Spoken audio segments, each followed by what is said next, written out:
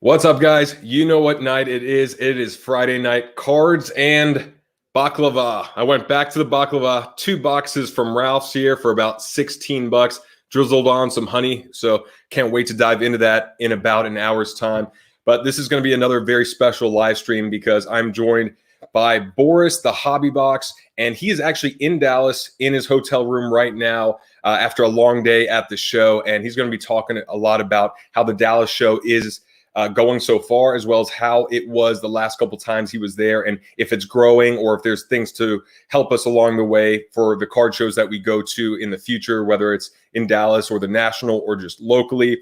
But also talking about NBA, we got a lot of NBA action coming up. And now it's the time to look at the teams and the players that we think are going to make the playoffs and the other ones that we think are going to get eliminated or just not make the playoffs at all. And that's something that interests me. But obviously, I don't know much about basketball, nothing compared to Borys. So it's going to be a great show. I got to have my catchphrase now. Welcome back. Now let's get to work. Before I bring Borys on, let me say hi to some of you guys. Oliver, you're the first one here. Arts, you're going to make a card tomorrow for me. I can't wait to see it. I'll definitely shout you out. That'd be super cool. Speaking of artist, Costa Rica card collector, aka Thomas, is a phenomenal artist. If you didn't see his interview on the Fantasy Football Card Quest, definitely check that out. His art is phenomenal. He's going to be turning that into different types of printable artwork, like on t-shirts and on the wall. That's Select High Life. Let me go right there. That was created by Thomas. Will's in the house. Dude, the anticipation is over. I hope the first 30 seconds have lived up to expectations. What's up, Planet Awesome? There you are again. Cody, it's been a while, man. Good to see you. Tao, hopefully I don't butcher your name because I say it that way every single time. What's up, dude? Mike C is always here early. Every day I'm hustling. What's up, man? Great time being on your show. Definitely make sure to check out that interview from about a week ago. And dude, here's the thing, man. This is what I realized. I love cake so much, but baklava sits really well in my system, so I don't feel like crap the next day. So going high on the carbs, low on the fat. That's just how I'm doing it. All right. So with that being said, I'm going to bring on Borys right now. What's up, Ed? Just inventory. Yeah, he is the beard. Let me bring him on right now. And then there's Shane as well. I got to say hi to Shane. What's up, dude? Borys, what's up? Hey, what up, man? What's going on? That's quite a fancy hotel room you got there. So fancy. Yeah. Yeah, this is my favorite one that I stay in like every time I come here. They already know me by name. Really? Well, they call me the beard god here, but oh, okay, beard god. That's okay, the one I alluded to earlier. Yeah. So what Except day is Redbeard actually staying here too, so it's kind of mixing things up. Who's Redbeard? You don't know who Redbeard is? No. Yeah, he's, me and a lot of people know. Yeah, okay, yeah, I'll have to yeah. look him up. He's the one that throws together the Clearwater show. Okay, well, I only went there once with you. When you were in Tampa. Yeah. Okay, so I was going to ask you. This is your third time in Dallas? Yeah, this is my third one in Dallas. Yep. All right, the one in Tampa, because I want to talk a bit about the card shows before we go into NBA action. I've heard about Dallas many times, but that one in Clearwater was pretty decent size. It wasn't small. How much bigger is the one in Dallas? Oh, God. I think the one in Clearwater is like 150 tables, maybe 100 tables. This one is like, so the last couple have been 450 tables, and this one is like 650 tables. Okay, so just in the last couple shows you've been to, like in the 6 months or so, it's gone from about 400, 450 to 650. So about 40%, 50% increase in size. Oh, yeah. Yeah, I would say, yeah. I mean, the first one that I came to was, I think I'm trying to remember when it was. I think it might have been November or October. That wasn't even long ago. Yeah. So, yeah, that's the first one I came to out here. And then, because they started getting really big. And then January, I think, was another one. Because this was my third? Yeah. And then that one was bigger. And now this one was like big already, and we haven't even hit Saturday yet. All right. So when did this thing start? Wednesday or yesterday? So Thursday night is dealer night. So last night was just like VIPs and dealers. What do you have to Um, do to be a VIP?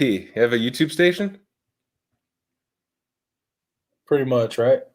You just got to be there with like a vendor, or I mean, there you can pay the VIP and kind of you have access to it, and you get in on dealer nights and things like that as well. Okay, that sounds interesting.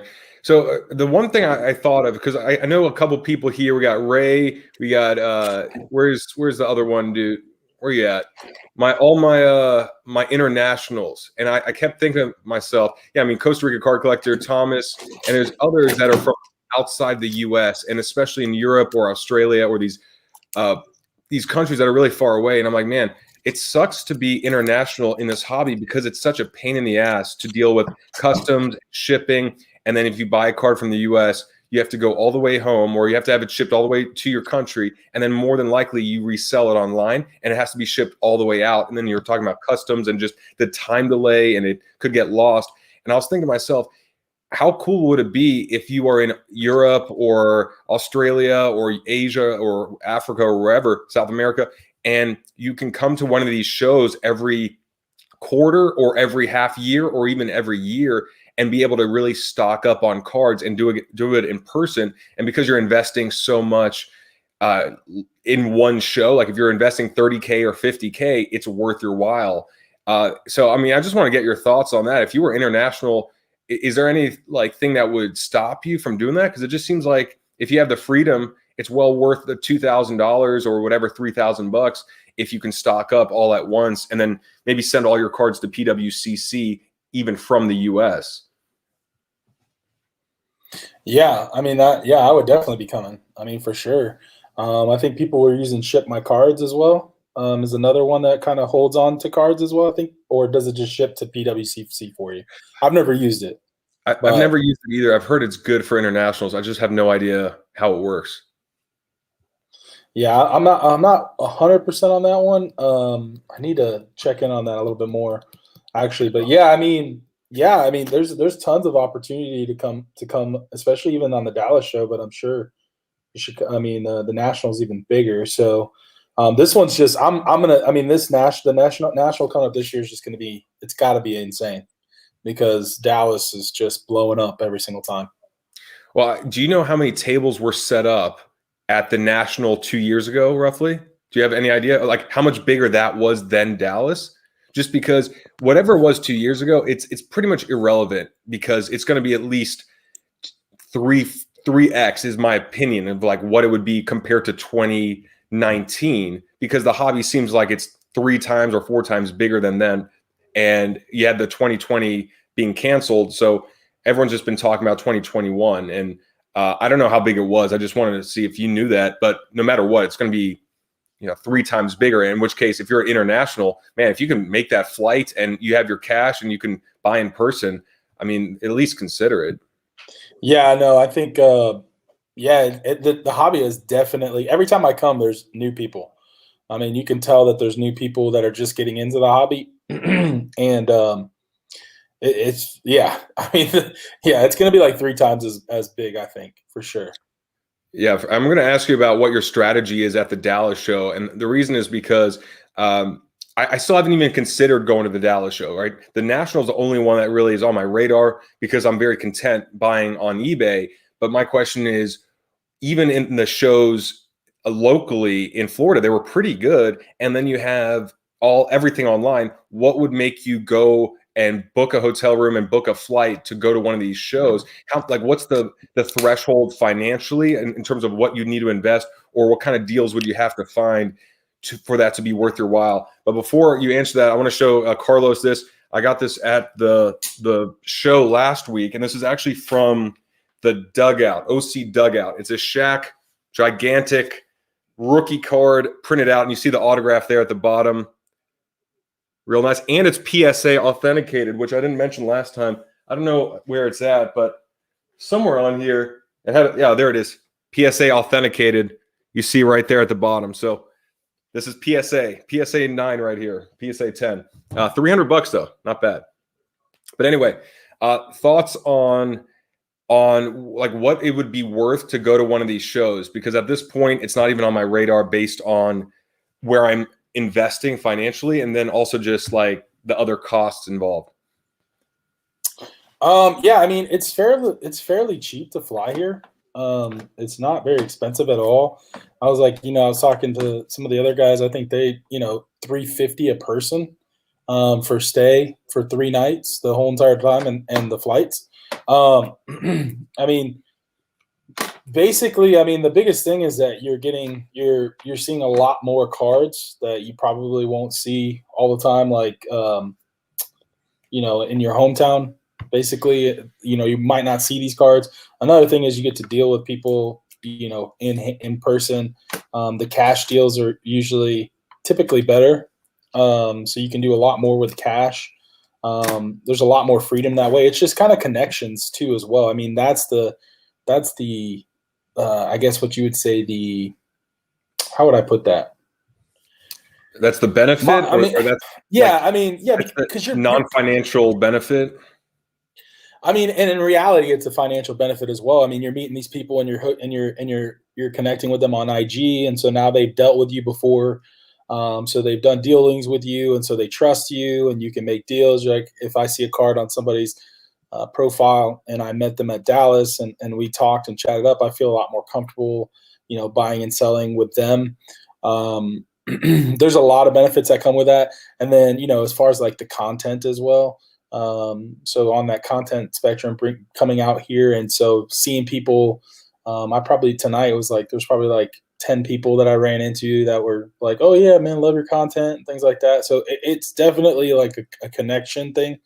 And there's a lot of opportunities in that way, but then also being able to offer up cash and stuff like that for card deals. I mean, you're definitely getting them under, eBay comps and all that. So, all right. So my question is this, like, I've heard people, like, vendors differ, right? Some will go eBay, some will go eBay with a discount, some are just pricing however they want. What's the best way, or what's the way that you approach talking to vendors about pricing? Because I'll be honest, like I'm not a big negotiator because I'm a very straightforward person. So like if I set up and sold, I would literally just have a sign that says eBay minus 10%.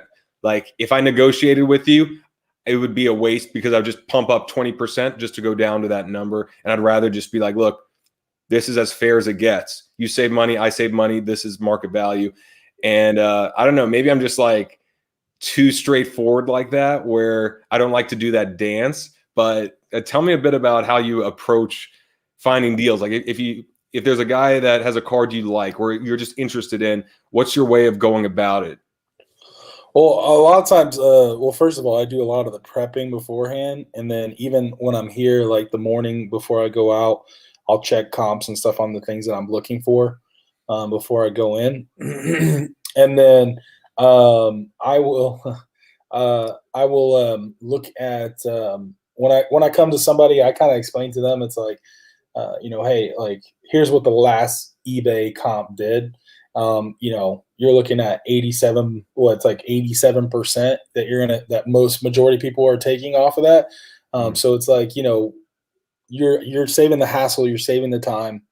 So, this is what I would offer you. Like, can we get closer to that price? But then there's like all kinds of comebacks to that as far as like, oh, this card is going to move up in value. It's continuing to move up in value. And it's like, well, yeah, I can say that too. But we're all taking a guess and we don't really know, and there's a lot of different ways to kind of, I guess, come back at those things that people say. So, but that's kind of how I approach it when I'm asking them. All right. And then I'm going to ask you about what deals you're looking for, or what cards specifically, or like maybe not cards, but just what sport, what's interesting you right now. But also here in LA, I've gone to a couple shows recently, and it's so much fun just to go and look, but I get overwhelmed. So obviously you got to go with some sort of idea of what cards you're looking for. But I thought setting up and selling would have been the thing that really interests me, because selling all these cards on eBay and then crossing your fingers that they don't come back, or you don't get that eBay message where it's like, hey, I got the card, but the case is cracked. And you're like, no, it shouldn't be cracked. Or, obviously they say something like that after the player breaks their leg or something like that. But then selling in person, you pretty much don't deal with any of that. However, you told me that you weren't interested in setting up and selling. You like to go there on the buying side. So my question is, why is that? Why wouldn't you want to sell, and or why is the buying side so much more intriguing for you?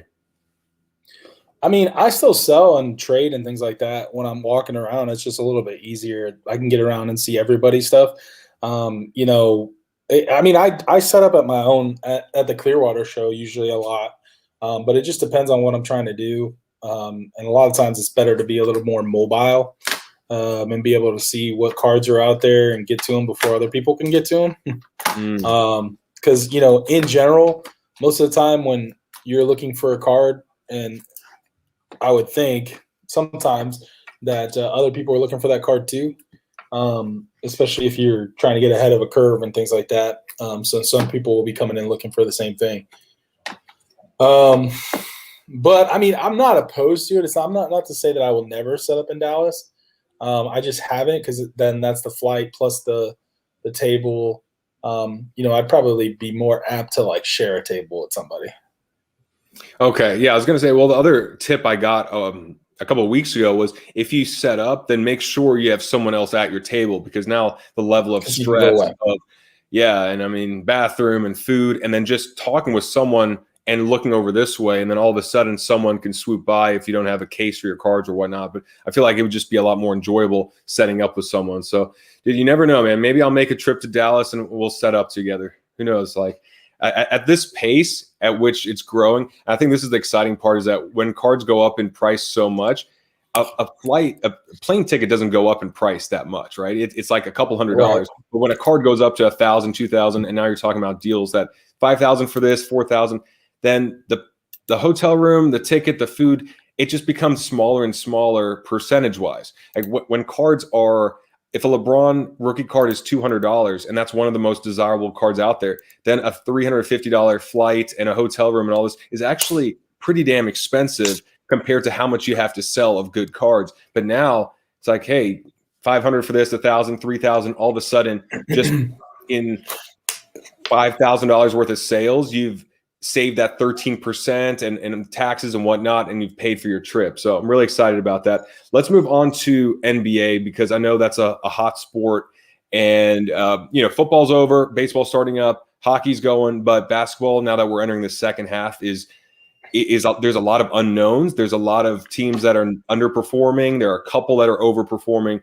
But you're the basketball expert. I don't know a damn thing. I'm excited about Tom Brady signing that extension. So yes. I'd rather just watch Super Bowl highlights over and over again than anything else. But you know, let's talk about NBA. So what's on your radar for NBA, and are those the cards you're looking at here at the show?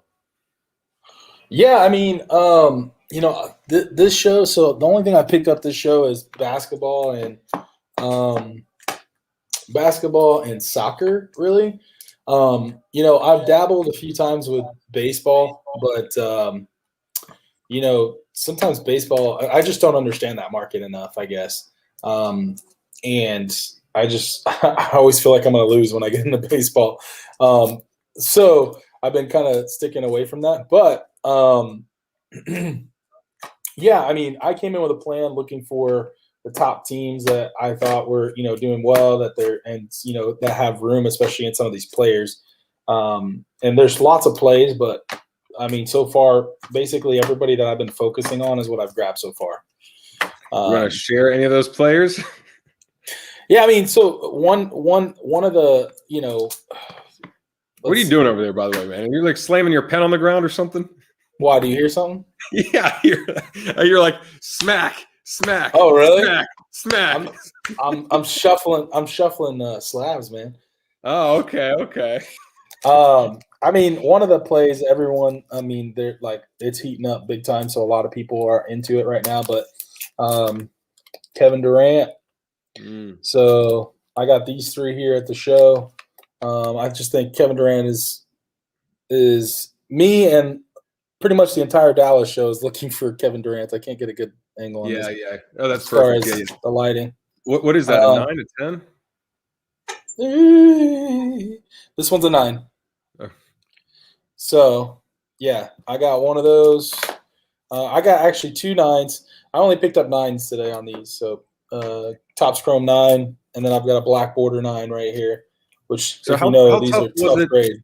How was it to get those cards though, knowing that Kevin Durant is a top target of a lot of people? I mean, if I'm a seller, I'd be like, all right, I'll sell it at a profit like that I'm happy with. But I also know that that's one where there's going to be a lot of buyers bidding for it. So I would imagine that you wouldn't get a great discount on a player that's going to be, a lot of focus is going to go on him in the next couple of weeks and months. Do you want to walk through the process of how you negotiated those?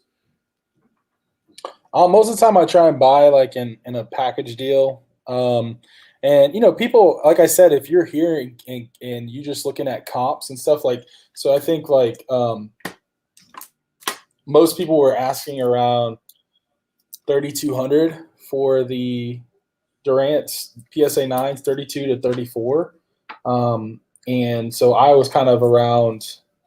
Well, first of all, I did one of the Durants. I had to pay 3,200 for, but that was because I was trying to grab another card that I felt was like a really good deal, and I'll tell you that one in a minute. But I paid that, and then so I tried to make it up on another one. So I went for the another Kevin Durant at another table, and talked them down to 2,800 on it, and so basically averaged out to 3,000 a piece on the Durants. And the most recent comps on those are at like 3,400 now. So one sold today for 3,400. So I'm okay with an $800 profit in one day. Yeah. Oh, for sure, man. And I'm not saying that that's going to happen right now, but a lot of people are reaching for Kevin Durant. So I mean, that is going to, I think that's going to continue for a while. I mean, it's just the team, it's the one that makes sense, and then the Kevin Durant black border. These are selling for around 1,700, and so I got this one for 1,400 cash. I'm going under comps, and I'm listening to what people are investing in, and that's one of the top ones that they're doing. Yeah, dude, that's great, and the fact that buying one of those cards under eBay price pretty much paid for your flights, right? And then just a couple transactions like that, and you're done. Plus, for one, I don't know if do you have an LLC form for the business? I do, yeah. Okay, because that's a write-off right there too, right? The business travel, the hotel room, all that. So I'm looking forward to that for the national. I'm still just figuring out if it's better to buy or sell at the shows. I guess no matter what, you're going to win because you can, and maybe that's why it's better to go with another person where it's like, hey, I'm going to go around for the next 2 hours and just scope things out. Yeah, here are the prices on the cards. And if anyone is interested, this is maybe like, I don't know if it'd be the best, like this is the lowest I'll go. Anything above that you keep, or we split anything above that. Or just like this is a flat price, or they could text me for more details. I'm going to be walking around finding deals, and then you could switch back and forth. So I'd imagine if you're there for a few days and you're stuck at your booth the whole time, that would suck. Like it would get old, right? Because you're missing out on a lot of the other fun. Right. Yeah, and that's a huge problem that I always run into, and so that's kind of why I like to be free. But I mean, in general, man, Kevin Durant, just to talking about that, it's just, to me, he's like super undervalued. Just comparatively to some of the other players. I mean, I know it just doesn't make any sense where his cards are. I mean, I think especially the refractors are about to. I wish I had enough to put into a refractor, but I didn't want to do that. So, but I did. I have some other stuff here, so we can move into that whenever you want. Well, let me ask you real quick. For one, I wanted to show us. Thank you for noticing, man. Like, yeah, the gyms are finally open, so I can actually work out. But really, this is just creatine pumping water into my muscles, so that's why I look good. And the shirt fits really good. But anyway, I was thinking about this myself. I'm like, look, people go to these shows with cards that are worth $5 grand, 10 grand, 15 grand, like it's nothing. Are you ever nervous that you're going to lose a card? Like one's just going to slip under the bed, or like like you lose your keys or you lose your wallet. I'm like, holy crap. You can't just call up the card and be like, that's where it's at. It's not like losing your phone. And so I always get nervous. Like, man, there's like $1,000 cards just sitting here. Like, and then 2,000, then one day it'll be 5,000 and 10,000. And someone could find it and you could track the number. But if someone else cracks it, they could always try and submit it to another company or wait 6 months or do something like that. Do you ever get at least nervous about holding on to $3,000 cards that could easily just get lost? Yeah, sure. I put them all in my case that I carry. So I usually keep them in my case, and that has locks on it. Do you handcuff the case to you like we see in the movies? No, You I should don't totally do that. But yeah, it's like I don't know how anybody would forget about their case, though. I mean, you got to be like, that's too much money in there. Yeah, seriously. Okay, so let's talk about the other deals, but I do see some comments here about NBA Top Shot, and I haven't heard your take yet. I don't think I heard your take yet. So with everything going on with Top Shot, and there was talks of NFL Top Shot, what's your take right now? Are you fully into cards, or does that kind of stuff interest you? So for me, Top Shots, I mean, congratulations to people who make money but it just doesn't make any sense to me. I like the dibs idea. Dibs I would be more into. Mm, But I mean, and I think just because of my age, I just get that. And I feel like when people are polled about it too as well, like nobody's really into NBA Top Shot. They're just into making money off of NBA Top Shot, mm, which usually doesn't hold very long. Or you know what right. I mean? Like It's that just exciting. sounds It's like, novelty. yeah. I mean, it just sounds like a bunch of, I don't know, man. And I could be, yeah, I just don't know. I mean, congratulations to everybody that is it's working for them, and that's awesome. I probably won't ever buy into NBA Top Shots or Top Shot in general. I think I like the Dibs app thing. I think that's pretty cool, Mm. where you can buy tokens on that. It's a little bit up for sure, but I think, yeah, I think the other thing, because like people compare it to like cryptocurrency, and Mm. I understand why people compare it to cryptocurrency, but I feel like cryptocurrency, man, like let's just be honest, like people do like sketchy stuff with cryptocurrency, and that's the reason why cryptocurrency works. You can kind of like black market it and stuff, but like I don't think anybody's gonna be paying each other with NBA Top Shots like crypto.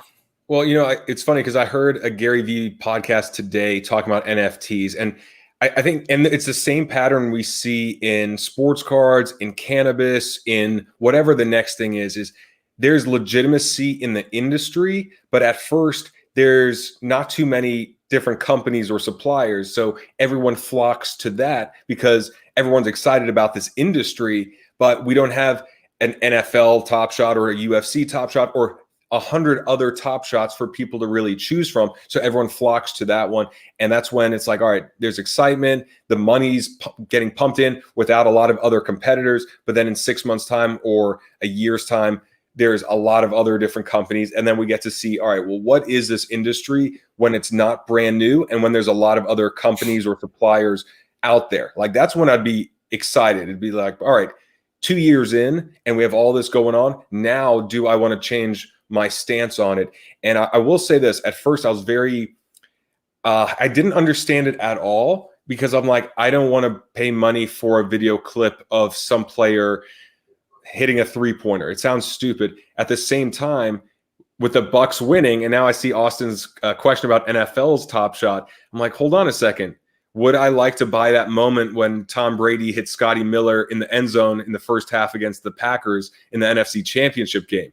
Or when Antoine Winfield had the peace sign to Tyreek Hill in the Super Bowl. And I'm like, you know what? That's actually a pretty special moment. And the fact that I'm watching the Super Bowl highlights so often because I want to relive that, maybe that would be something I would collect. Now, I wouldn't spend a lot of money on it. It would be something maybe $25 or $50 for an Antoine Winfield moment that was very limited. Maybe I'd take a chance there. But comparing it to cards, I think that was a bit unfair. Comparing it directly to crypto is a bit unfair. It's somewhere in the middle where I don't understand what it is yet, but I feel like there is a bit more legitimacy when there are moments that I could actually say, you know what, that Gronk spike from that touchdown in the Super Bowl, I want to relive that over and over again. But again, that's more of the fan side versus the being like an investor. That's more just like I want to have that moment forever, and maybe owning it somehow means something. But unrelated Like, what news. does that even mean to own that moment? You know what I mean? I don't know. It's just weird. I know. I mean, it still doesn't make full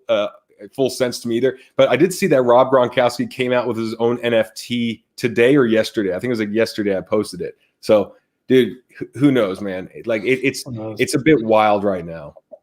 Now, would I invest in NFL Top Shot if everybody's talking about it? And yeah, but I would exactly do what everyone else is doing and just make money off of it. Yeah. Well, I guess if My you could beard be isn't that long.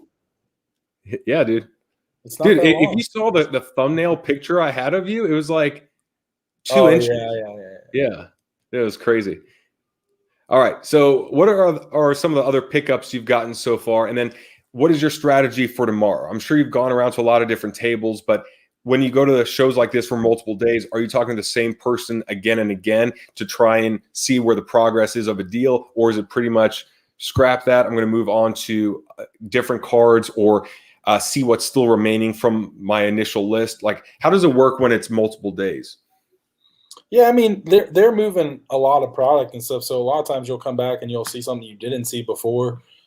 Sometimes they don't have things out that they think aren't desirable, and maybe you're looking for them, and then the next day you come and they're there.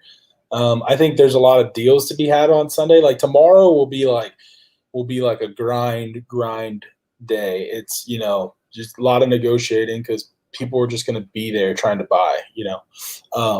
The first day is just kind of like people come in and especially like let's say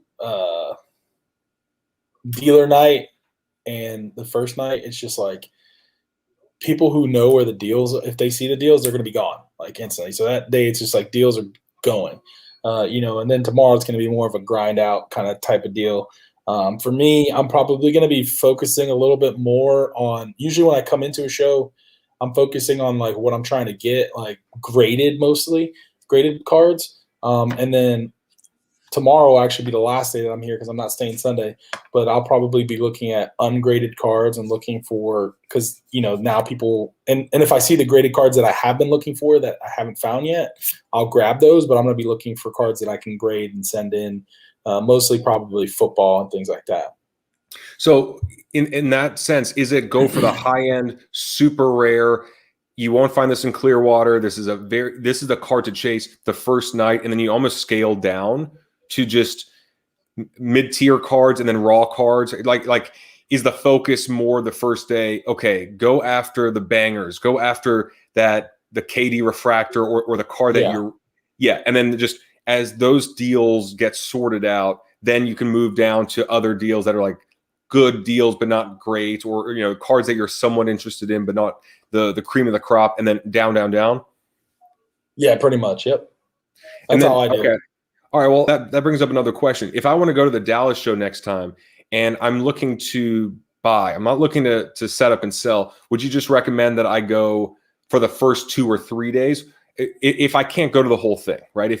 Because it's what, like Wednesday night, or let's say Thursday night through Sunday, something like that. Okay, Yeah. so let's just say I could only go 2 days. If I'm on the buying side, which one would you go to? The first 2 days, middle 2 days, or the last 2 days, just based on what you've noticed? I'm sure there's trade-offs either way, but which one would you go with? Well, it depends on what you're trying to do. I think too, like if you're going for something that's going to be super hot, I would try and get there the first couple days. Dealer night, typically you're going to get like people who are very serious about, they're going to be there early, they're set up, and they're trying to make deals too. So those are going to be like highly motivated dealers that, usually they're very good with prices and things like that. If you're looking for like the really, really like hot stuff, you know what I'm saying? I would probably be on the first 2 days. If you're looking for something that, like, if you're looking for a deal on something that maybe you're collecting, or for something that, hasn't gone up yet significantly, like I would say like football, like for me, it would probably be the last couple days, like because football's so down, and then you could probably get better deals on something that's just not very hot right now, right? Even though for some reason some of them are still very hot. I mean, we still have like Justin Herbert and stuff that are being very hot, but yeah. So that's kind of how it worked at. Okay, that's good to know. And I think Bark Charlesley had a question on how often is the Dallas That's show? hard to Is that see. quarterly or monthly? Yeah, it's like every 3 months. Every 3 months. Okay, so it's something to really consider going to, because it's not often. And based on what you said earlier, it's grown in size about 50% since 6 months ago. And yeah, it's grown a lot. is there room for it to grow more where it's currently at? I mean, is this like a convention center where they're like, oh, just open up that room and that room and that room? Yeah, it's a convention center. Yeah, I'm sure it could probably open. They had to bring a whole another like room this time. And I didn't even know the room was there until we were leaving today. I was like, oh my god! So now I have to check out that room tomorrow. So this is cool though, because when it grows this big, imagine in 3 more months, even if the national, hopefully it happens, right? But even if it doesn't, if you have this show every quarter, and I think every quarter is really good, I think that's a good amount of time for people to really save up and feel like it's worth it. But if you miss it, then it's another 3 months until it's going to happen again. But this sounds like a great show to go to if you're serious and you're investing enough for it to be worth your while, which I'm getting to that level where I'm like, there's a lot here in LA. Like LA is a great city for this because we have San Diego, LA is huge. There's multiple card shows.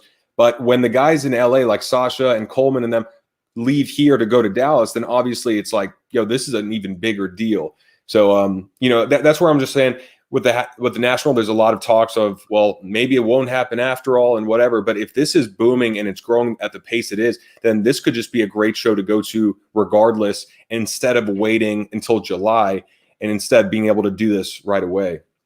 Right. Yeah. I got some long-winded answers. I just noticed that. I'm like, damn, I just keep going. I keep going. So No, talk to me good. a bit.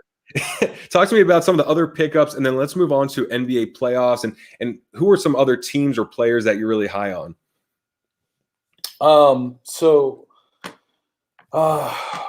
Let's see here. I'm going to show you some of the undervalued stuff here for sure. I've been looking for this all weekend, but in a 10, this is Damian Lillard. Ooh, refractor. Dude, I love that card, man. I have only a 9 on this one. I don't have any refractors of that, but I have a bunch of them base. And that was one of the only rookie cards, notable rookie cards in Select that wasn't one of those inserts. Yeah, right. And the inserts are pretty fly too. I actually like those as well.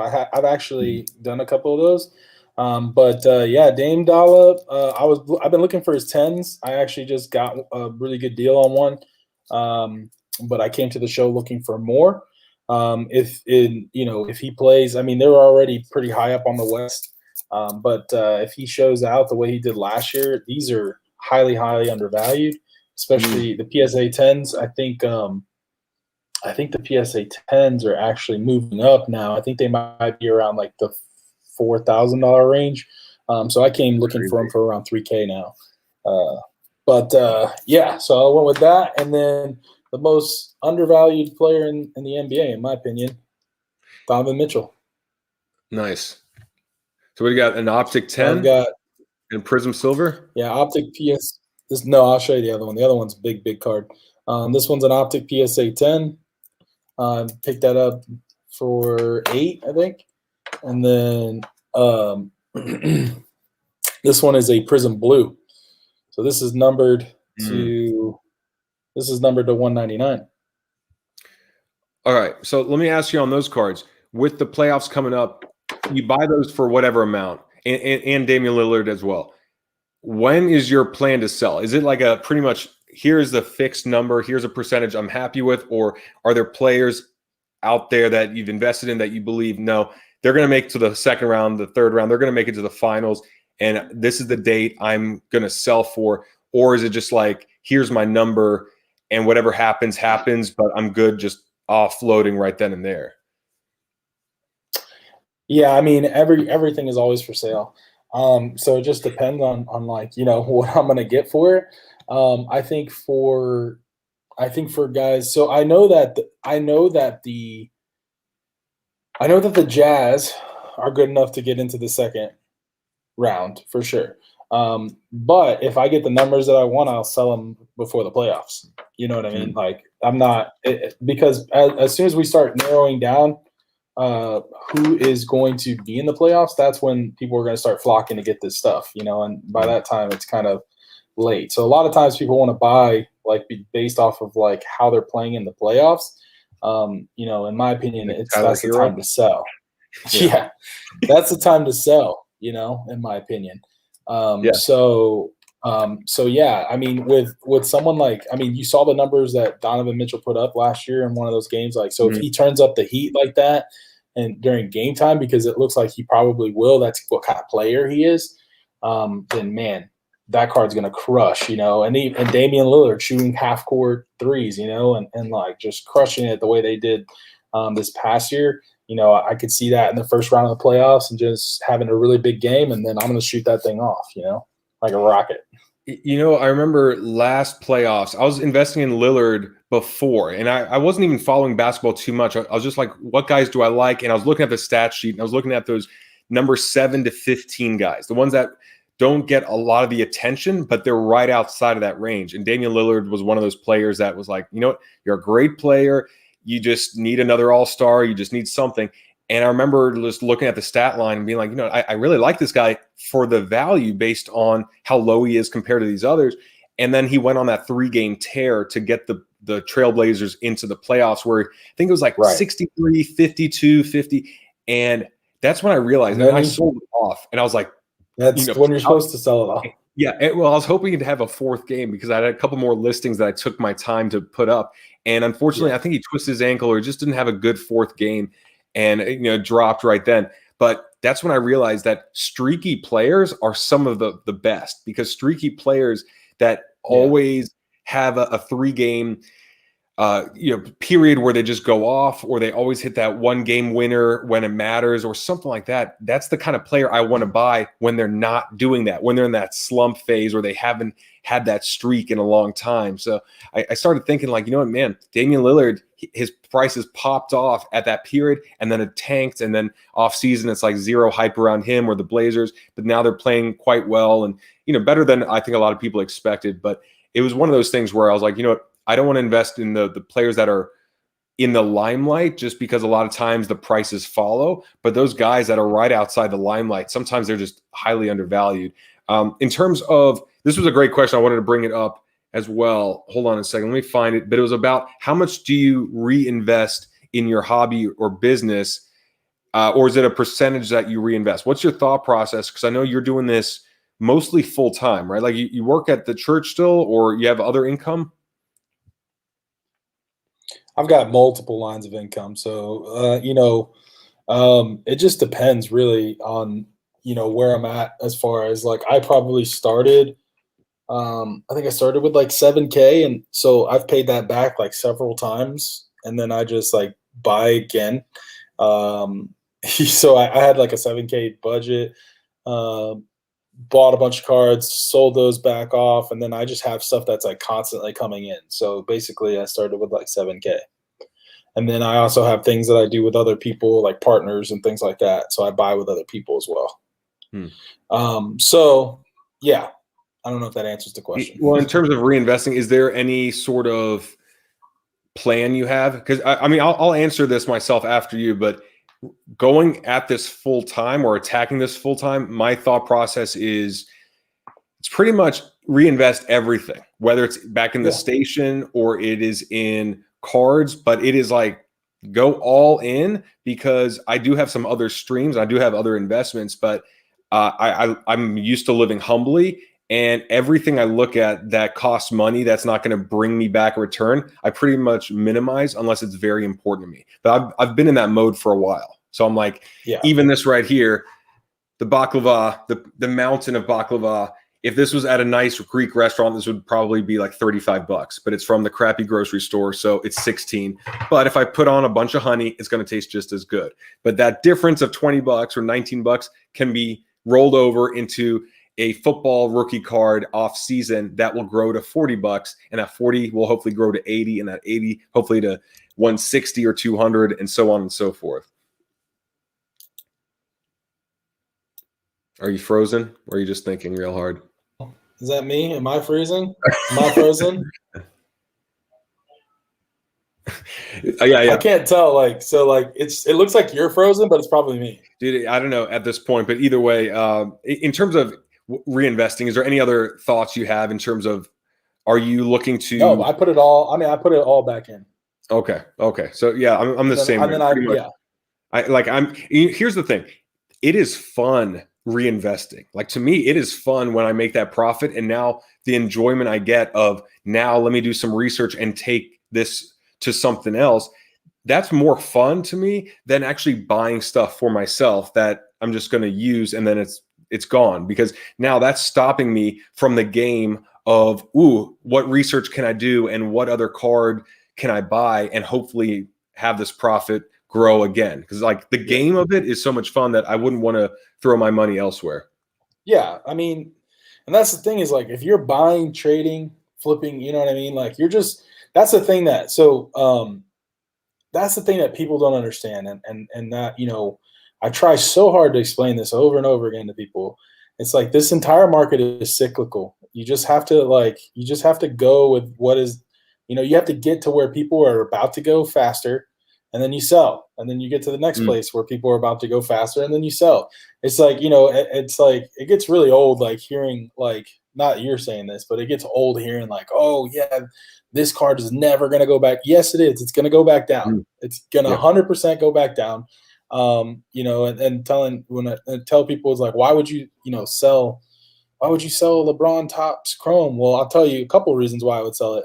A, it's going to go back down.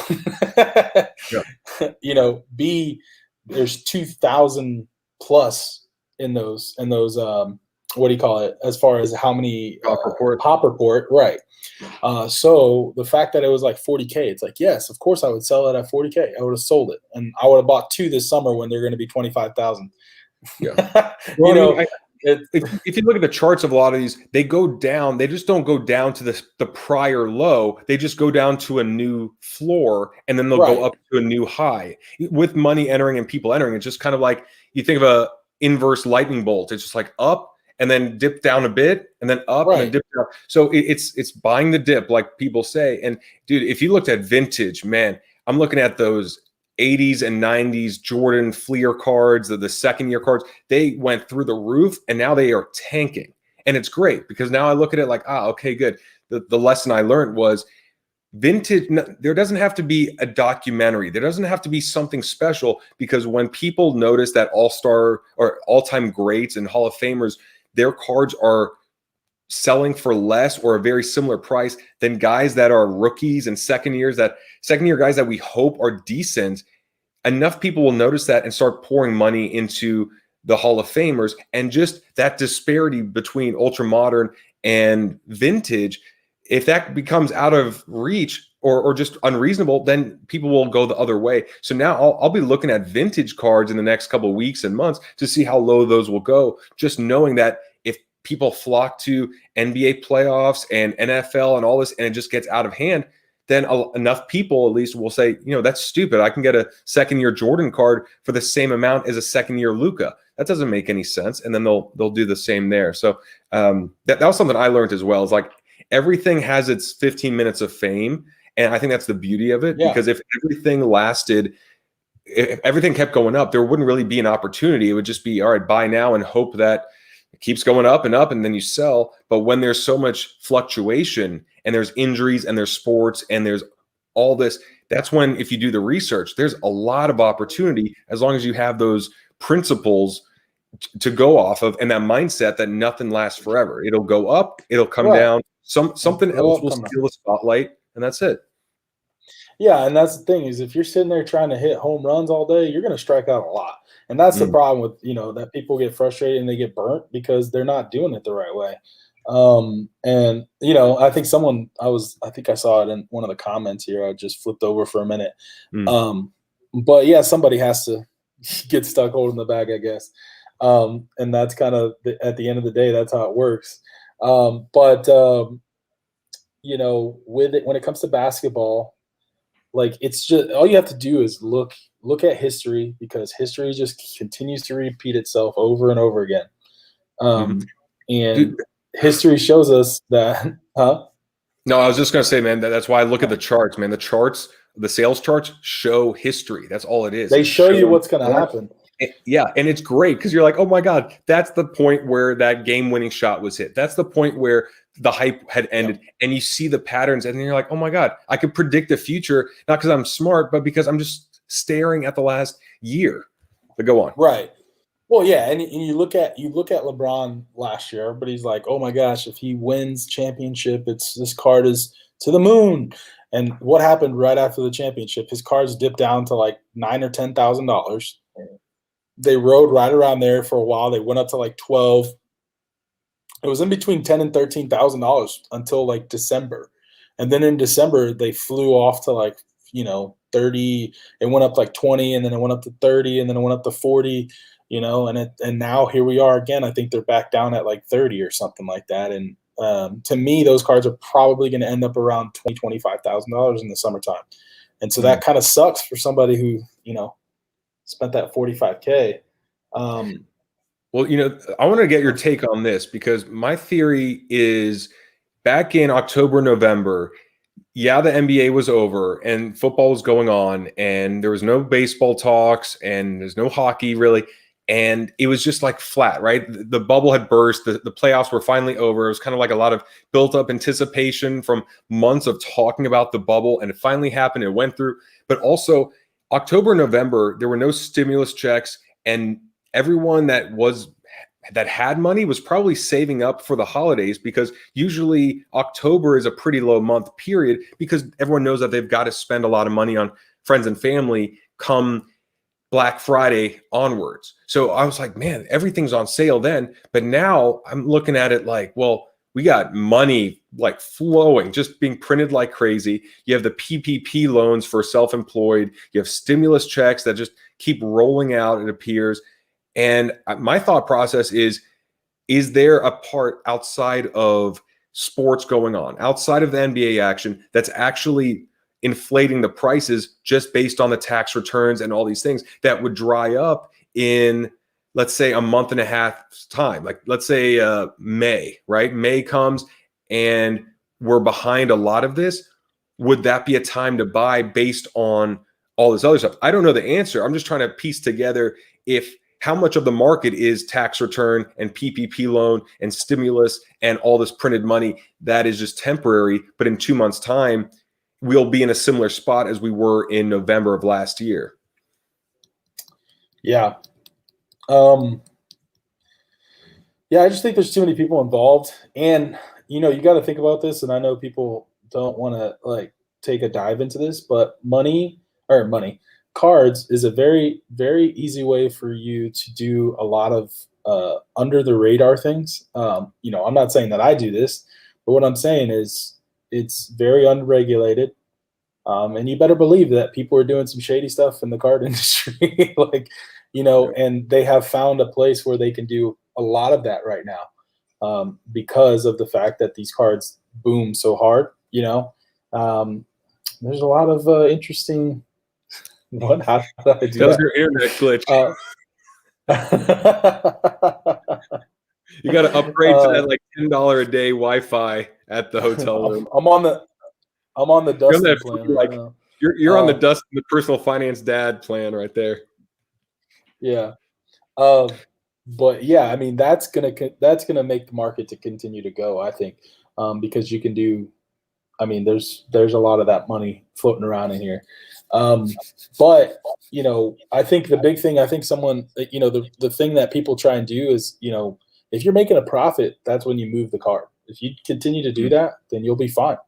So, you don't have to make $1,000 on every single card. You know what I mean? Like, I think that is very few and far between now. And it's going to become less and less, as opposed to how it was like last year when people were just getting into the cards. But there's still, like, if you're selling at the right times, you know what I'm saying? Like, I'm not going to hold these, cards until, I want 5,000 for this and I paid 3,000. No, if someone offers me $3,400, I'm going to sell this card right away. You know what I mean? Like, that's the difference. That's why there are people the people who are doing that and continuing to do that aren't not worried about the downside of like where the card market's going to drop on people. Like, if you're continuing to do stuff like that, it doesn't matter to you. Yeah. For me, it's more like, look, I can't look at what I could have sold this card for in hindsight when it goes up 10x versus me selling it at 2x, because I know that one 10x card, that's the anomaly. And a lot of them, if I wait, if I say, this one is going to go to 10x and it actually goes to 8x and then it plummets and then I lose money, I can't I wouldn't be okay with that. So I'd rather take the 50% to 2x return and do that over and over and over again. A lot of times, Absolutely. get a lot of these base hits. We've talked about this many times. It's not the most fun way, and it's not for the nicest Instagram post when you get a 50% return and it's like, wow, this market only a 50% return. You're an idiot. That card went up 5x. But I can duplicate that enough times to pay the bills and keep this going and remain low risk versus that one time it does pan out, but you don't see the person that did that on every card. And that's the only time it panned out. And the other 9 times it actually backfired and they lost way more money overall. Of course, yeah. You just don't see that stuff. Anything I've ever held more long-term, and luckily it was like small stuff, I still have it in my box. I'm waiting. I'm like, I should have sold it here. And now I'm just like, hey, just make me a stupid like offer on this stuff. Like, I don't even care about this stuff. I don't even remember what I paid for it. Like it's not even like, I know for a fact they were like, maybe $100 cards or something, nothing huge. So it's just funny. It's like, I could have flipped those cards at a certain point, and I think I had like Glaber Torres PSA 9s. I would have only made like 10, 20 bucks on them. But I mean, if I spent like $30 and I made 20 bucks off it, I mean, that's not a loss. You know what? I got into cards back over a year ago thinking, oh my God, if I could just make 10% on my money in this, that is the same as what I would get or a bit more than what I would get in a regular mutual fund or index fund. And when you think of all the fees attached, I'm not having to deal with that. And 10% was my idea of good. And I find myself getting really jaded when I'm selling a card on ComC or whatever, and it's only a 40% return or 50%. Like, oh my God, like, 40%. I'm almost disappointed to see that sale. But then I have to remind myself, I turned 10 into 15. I turned $50 into 75 in a matter of weeks or months. And that means that could probably happen twice in a given year. And I've doubled my money with a lot of times just clicks of a mouse, like research and clicks of a mouse. So I think that we got to be reasonable with our expectations. I want to wrap it up in a couple minutes, but I still want to get a couple more thoughts on the NBA and what you're seeing or what you anticipate happening in the second half. Who's going to miss the playoffs? Who's going to make it? Teams that you think are not looking that good right now, but will turn it around. And if you think there's a team that's doing great right now, but won't make it all the way, what's your take? By the way, I didn't show this card. Okay, go for this up. Sweet. Mbappe, look at that thing. Red mosaic. This is a sweet card. That is nice. Oh, and we had someone talk about soccer in here as well. You want to pull that one up one more time? We'll make it closer. Ooh, yeah. What are the subgrades on there? I think I see 2 10s. It's 10, 9, 5, 9, 5, 9. Oh, gotcha. Yeah, every time I see the word Mbappe, I just think of Hanson Mbop. Yeah. That song is a solid song. Good times. I like the Mbappes. But yeah, I think those are like, I like those. Those were my favorite. That was one of my favorite pickups along with this blue Donovan Mitchell. Just such a sick card. This card is sick. That's sweet. Well, I don't know if this is I'm going to sleep with this one tonight. You're going to sleep with that one? But I thought you ordered the hookers. Aren't they coming? No, we didn't. They didn't accept my payment. That's tomorrow night. Oh, they wouldn't accept the Hobby Box NFT. No, it's not worth much apparently. Not yet. They'll regret it though. They'll regret it. Okay, so in terms of NBA playoffs, what should people look out for? Since I'm the last person to ask about active NBA, any team that you think is a sleeper right now that will make it into the playoffs? Yeah, like a team that's not really expected to, or like a 7th or 8th seed, something lower end that you think, they'll turn it around, they'll really do some damage in the playoffs, or a team that you think is overhyped right now. They have a great record, but you just don't see them going far. Overhyped.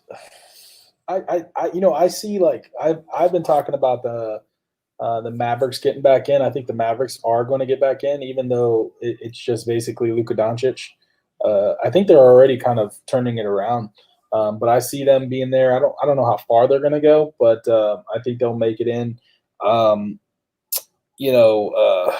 feel like the Sonics. They need to not the Sonics. What the heck? Yo, dude, what time is it over there, man? It's only like 10 o'clock. Come on, man. The Boston Celtics. I feel like they need to make some changes. They need to, the trade deadline and everything. They need to make some changes in order to compete really well at the level that they need to. For me, man, I think the Nets are the team this year. I think Who in the Anthony Davis. West? I think that we're seeing that in the. Huh? Yeah, I was gonna say who in the West? Who'd you say? What team in the West? The West. The West is a little tougher. I think it's probably going to end up being the Clippers. Hmm. Because if Anthony Davis has had an ankle injury, or not, it was like ankle and calf kind of related. Those kind of injuries for big men, I think that's just going to continue to bother him throughout, and I think that's what is happening with LeBron prices as well. It's like people are anticipating that. And kind of just thinking that they're not going to repeat if Anthony Davis is not completely, if he's not completely healthy. And I agree with that as well, even though their team got better. So that's kind of where I'm standing on that. I think, I will say Portland, I think, is kind of sneaky too in the West. Well, I don't know much about Portland, but I do know that CJ McCollum was injured, and I was actually selling his cards because he was doing well earlier in the year. I don't know when he's expected to return or not, but that was one team I was like, oh, I hope Portland does well just because they're a small market team and they don't get the love and attention that other bigger markets get. But I'd love to see them do well, especially because I do have Lillard cards I'd like to sell at a high. I mean, to be honest. It's not, I mean,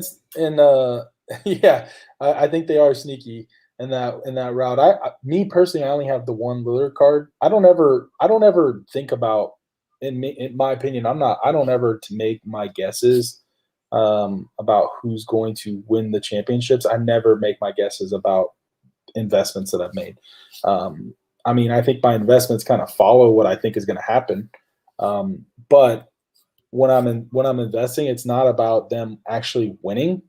It's more about the opportunities that are going to come before before we can actually get down to who is going to win. I'm not investing in Donovan Mitchell because I think he's going to win an NBA championship. I don't think they're going to win at all. You know what I mean? That's just not what I'm thinking. What's the thought process with Donovan Mitchell then? Is it because he'll do well enough for people to get excited about what they could do in the playoffs? Exactly. Yep. Yeah, I think that's similar to me, where I'm more thinking I could think about who's going to win and whatnot, but that doesn't mean someone will take action. I'm looking for what will make someone take action to get this card, to make them think. And maybe it is, instead of having a 30-point game 5 nights in a row, it's being lousy, but then having a 40-point game and then a 50-point game, right? Because if you have a 10-point game and a 15-point game and a 20, and you're like, man, this guy sucks, but all of a sudden has a 40-point game, then a 50, people go crazy. But if that player only has a 30-point game 5 games in a row, it's like, boring. So I think it's kind of like what's going to cause that emotional spike? What's going to cause people to go crazy emotionally rather than logically? And then that's when that's like the Damian Lillard going off for 3 games in a row, right? It's 3 wins. That's all it is. But the way he played in those 3 games literally tripled his prices in 48 hours. So I think that's a really good point there. Is at the end of it, it's emotional. This is an emotional hobby. People react with their emotions, and their credit cards are tied to eBay, and eBay's on everyone's phone, and that buy now button is very tempting. And then you see that game-winning shot, you go down, you click it, and boom, it's over. But man, that's what's fun about it is, it is emotional, and if you're able to tame your emotions and use your logic a bit more, then you'll be a couple steps ahead. All right, man. Well, with that, it's exactly what you just said. That is gospel what you just said. That is it's emotions. It's exactly, that's the case. It's and like I said, with the Donovan Mitchell, the big thing is that this card, I think, is a pop of, like, it's super low. I mean, they're already numbered to 199. This card in a Tatum, which is Tatum blue, this card Tatum blue, I believe is like the price was around like $7,000, and that's not even his color match. This is a color match, you know. Mhm. So it's really just watching the market and seeing what people are doing. I've already started seeing Donovan Mitchell prices start to rise because I mean they've just been in the lead in the West for so long, and so I've seen his silvers. His silvers are like now at 2K. You know, they were at 15, 1600 like at the beginning of the year. So we're already seeing that, and so it's just a matter of time before things start following that. You know, that's kind of the formula that I'm sticking to. I But want to ask you one more thing before you go. I know it's been an hour, but yeah, in I'm terms good. of how far in advance do you like to buy? And I ask that because I think I'm always so far out that I want to make sure that no one's thinking about it, but almost to a detriment when I think, well, you know, maybe if I'm only 3 weeks ahead of what the majority is thinking and doing, then I'd be able to turn my money over a couple more times. But I'm more like, I'm thinking about NFL now, right? I'm thinking about vintage now that it's dropping for the next time vintage goes up, just because it's so far from what is on people's minds. But I almost think that it's too far off. So, you know, the playoffs are coming up now and we're at midway of the season. Is there a time frame that you like to go by? Are you looking like what's going to happen in 2 months, in 3 months, in 6 months? Or is it just like whatever I feel based on what's going on? Yeah, there's typically a pattern every year. You know, with basketball, once the season ends, you're going to be able to, you know, pick up those cards for a good amount less for a couple months, you know, in that off season. Typically, I'm going to be picking those up, and then one of the times to sell is right at the beginning of the season. Mhm. You know, you're picking up in the off season, and right now basketball is really hot, so we've had to adjust. You know what I mean? But you're picking up and then you're selling right at the beginning of the season. That's one of the times to do it. Is like there's a lot of you can wait till a hype game, whatever the case may be. But one of the triggers for me is beginning of the season, and I'm selling some stuff off. You know, mostly the stuff that I picked up, mostly some of the stuff that I picked up in the off season. Then you get to the mid-season, you know, you get to the mid-season dip. And then at the mid-season dip, that's when you can start buying cards again. You know, you'll see a little bit of bump on the All-Star break and things like that. You'll see some bumps there. And then things will kind of dip a little bit more, dip again, and then you'll see people start buying for you'll see people now are going to start to begin to buy for who they're predicting to be in these finals because the opportunities are going to be there as these people are going out and putting up these games. And then again, another trigger for me to sell is at the beginning of the playoffs. You know, honestly, that's usually when I like to sell. That's when I'm selling basketball off the most is the beginning of the playoffs. You know, I might hold for maybe you know, an awesome game from one of them. Anything like that. If I'm taking it any further than that, depending on, you know, the profit, I mean, I'm going to flip it there. That's just how my brain works for basketball. Mhm. I think there's a couple of points, and one I will say is I used to want to sell at very high. It's really nice to sell at the very high point and buy at the very low. I'm not freezing out there. Let's say I have unsaleable. Can you hear me? I didn't hear anything you just said. Am I just on here? Uh-oh. How about now? Oh, was that you that was breaking up and not me? Yeah, that was me this time. I actually have this little thing on my screen that says connection is fairly good. Sweet. So I think Dustin tried to hack in somehow. So I'm like sitting here. I'm like, wait, is it just me on here? I got worse internet than your hotel room, which is free. Come on, man. One thing I'll say before I let you go is in terms of selling, one thing I used to think, and just for anyone out there, think about this. I used to think that selling at the very high was the best because financially it looks really good to say, you know what, I bought at this price. My sale was the very top one. But if you're selling on eBay or Good somewhere else, luck. you like watch out for that eBay message saying, hey, my case was cracked or the wrong card arrived or something like that. So now I'm almost thinking I want to buy really low and sell at a moderate level so that next person can then sell again or do what they want or feel like they got a good price for the card.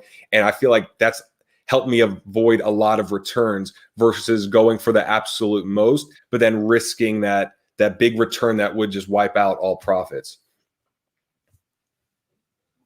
So anyway, yeah. Good luck trying to sell at the highest point. That's all I have to say to I anybody mean, who's it's doing that. cool for like a game, like to buy at the very lowest and sell at the very highest. I think it's like exciting in terms of satisfying because your strategy worked to perfection. But if they ask for a return on eBay, then not so much. But anyway, man, Borys, I wanted to thank you for coming on. I really appreciated you joining me. I want to wish you good luck on the show or at the show tomorrow. And then what do you got?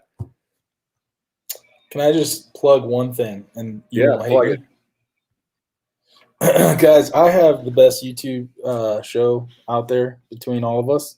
No, I'm joking. I'm like, I have the remove button, which I usually use on Dustin.